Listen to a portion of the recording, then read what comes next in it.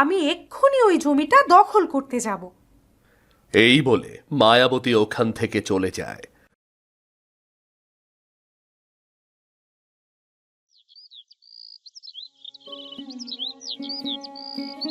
রাজ্যের উত্তর দিকে জমিটায় ফসল পেকে সোনালী রং ধারণ করেছে।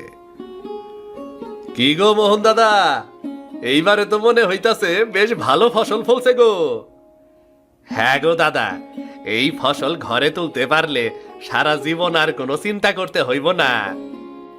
এই মুহূর্তে তোমরা সবাই জমি ছেড়ে উঠে এসো। এই জমিতে একটা নতুন প্রাসাদ বানানোর কাজ শুরু হবে।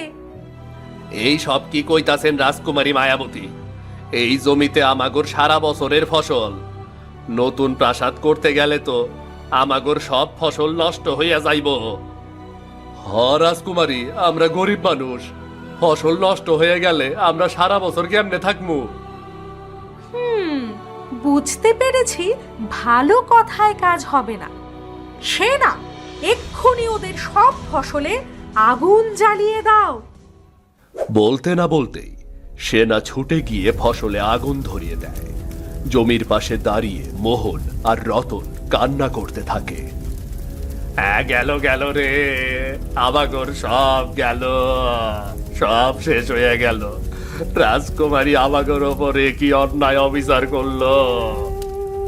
সৃষ্টিকর্তার বিচার করবেন, এই অন্যায় তিনি মাইনে নেব না।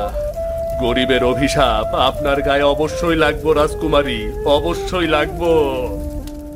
হ্যাঁ হ্যাঁ, যা হবে সেসব আমি দেখে নেব। আপাতত এখন তোরা এই জমি থেকে দূর হ।